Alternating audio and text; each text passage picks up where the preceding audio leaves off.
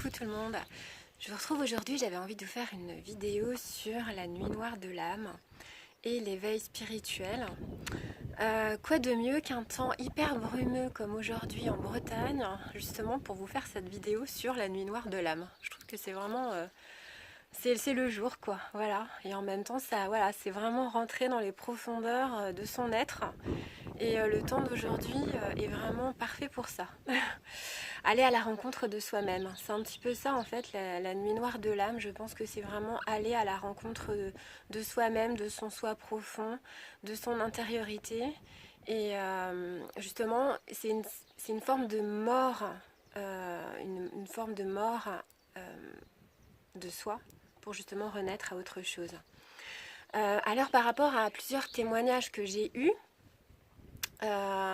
et par rapport à ce que j'ai pu connaître par rapport à cette nuit noire de l'âme, et par rapport aux flammes jumelles, je pense qu'il y a différentes façons de la vivre. Effectivement, on peut vivre cette nuit noire de l'âme avant de rencontrer sa flamme jumelle, ou la vivre justement après avoir rencontré sa flamme jumelle.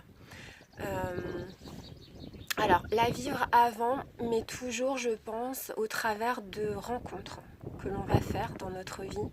Des rencontres qui vont être soit des relations karmiques, ou soit des âmes sœurs. En tous les cas, il y a toujours en fait une relation profonde, une rencontre vraiment qui va nous bouleverser et qui va nous amener à réfléchir sur nous-mêmes, réfléchir sur notre vie, sur ce que l'on a vécu et justement qui va nous amener à une transformation profonde.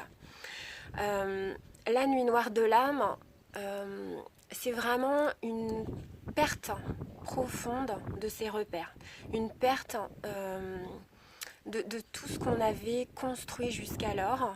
Et c'est vraiment quelque chose d'hyper douloureux.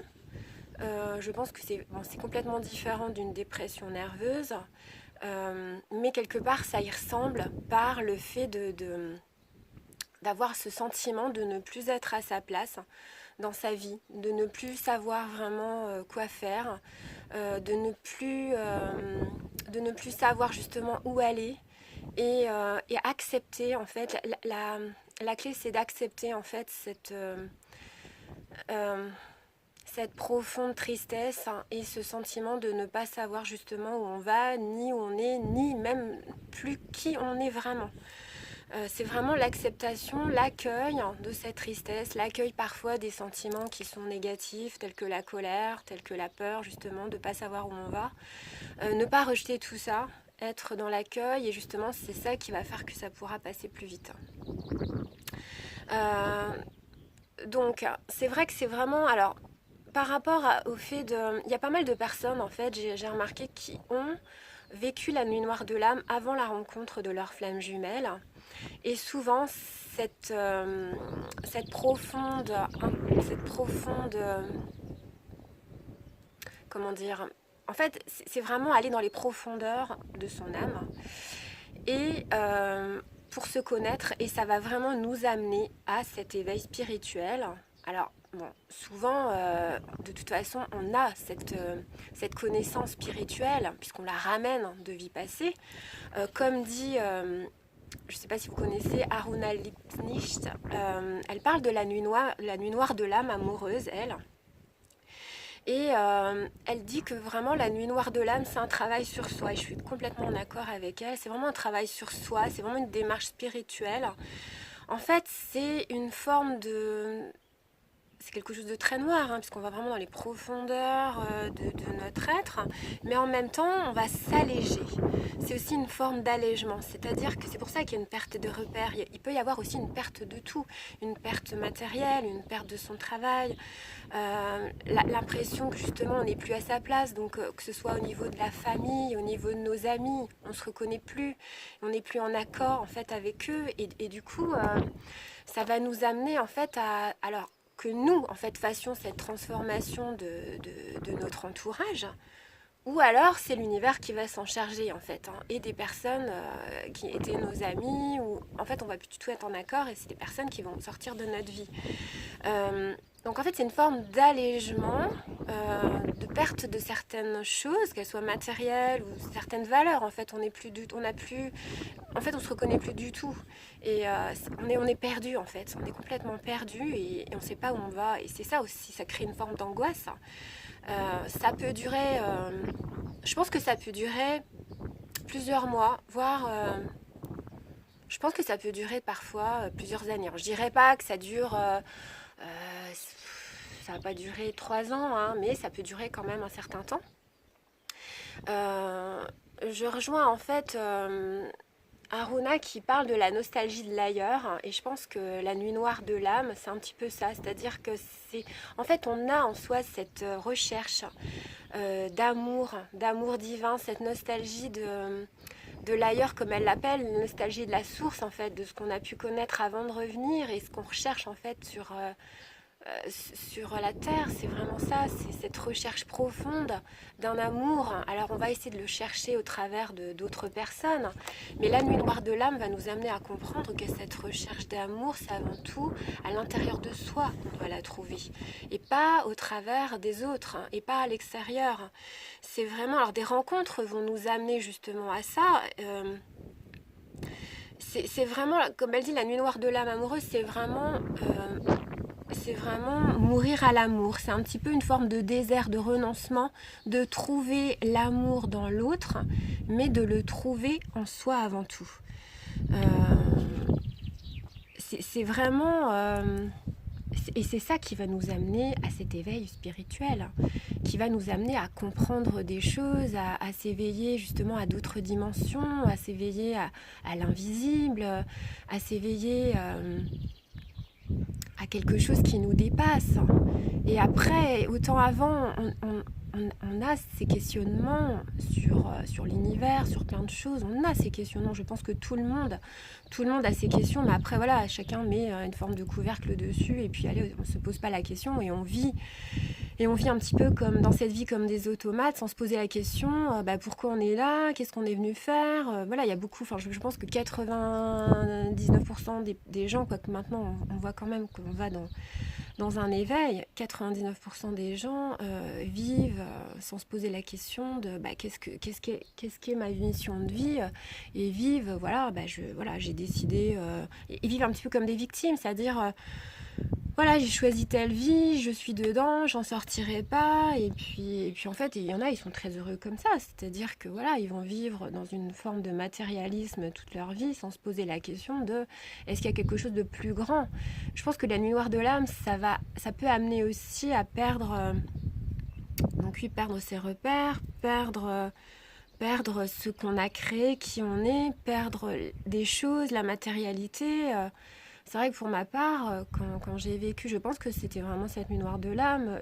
En même temps, c'est nous qui créons ça, c'est-à-dire que ça a été une époque où moi j'ai démissionné de mon travail de salarié, de psychologue. En fait, c'est une forme de destruction. On détruit en fait certaines choses qu'on avait construites. On aurait pu continuer comme ça encore pendant des années, mais à un moment donné, on se dit non, c'est plus possible, quoi.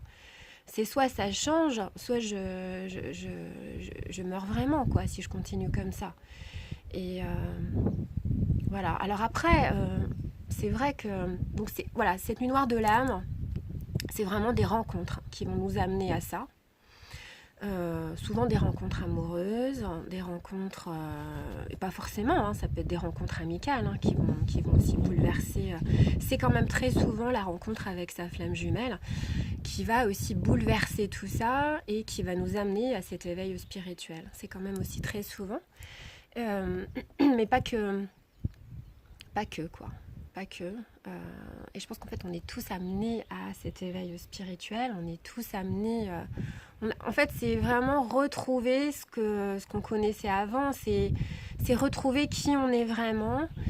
C'est retrouver, c'est la rencontre vers notre âme en fait. Hein. Parce que soit on vit sans vraiment exister, on continue comme ça et on sait pas qui on est vraiment. Donc voilà. Après, je pense qu'on peut la vivre plusieurs fois. Alors, on peut la vivre, après c'est par palier, c'est-à-dire que il y a des hauts et des bas. Ça peut durer, il y a des hauts et des bas. Puis après, on a l'impression qu'on en est sorti. Et puis après, ça revient. Ça revient avec d'autres rencontres. Ça revient justement, si vous l'avez vécu avant, ça peut revenir par moments avec votre flamme jumelle. Et je pense que c'est important aussi des fois de retourner en fait dans une forme de nuit noire de l'âme, une forme de silence, c'est aussi aller à la rencontre de son intériorité et c'est super important justement pour dépasser certaines choses, pour comprendre certaines choses. C'est un travail en fait, c'est aussi une forme de purification de son âme. Après, on en ressort grandi, on renaît à nous-mêmes dans autre chose. Et voilà, tout simplement. Donc, alors je dis pas que c'est facile à vivre, hein, je dis que c'est des moments qui sont pas simples, mais c'est aussi des moments qu'on se doit d'accueillir parce que ça nous amène vers quelque chose de plus grand que nous, vers d'autres sphères, d'autres dimensions. Et c'est aussi à ça que l'homme doit être amené. C'est aussi pour ça qu'on est revenu. Hein. Et c'est aussi pour éveiller le monde entier. Donc voilà. Voilà. Donc je ne sais pas si le temps va se lever aujourd'hui. Je ne sais pas si vous êtes, vous, en ce moment, dans cette nuit noire de l'âme. C'est vrai que les énergies actuelles, elles sont hyper fortes en ce moment. Je ne sais pas si vous ressentez. Ça pousse justement à l'intériorisation. Ça pousse à se poser des questions. Ça pousse à se poser des questions. Sur ce qu'on doit faire, sur où on doit aller. Et c'est vraiment en soi qu'on trouve les réponses. C'est pas en allant demander aux autres ce qu'on doit faire. Il faut vraiment se centrer sur soi. Voilà, je pense qu'en ce moment c'est important. Voilà, je vous fais plein de bisous. Et puis je vous souhaite une belle journée. Je ne sais pas si vous êtes sous le soleil.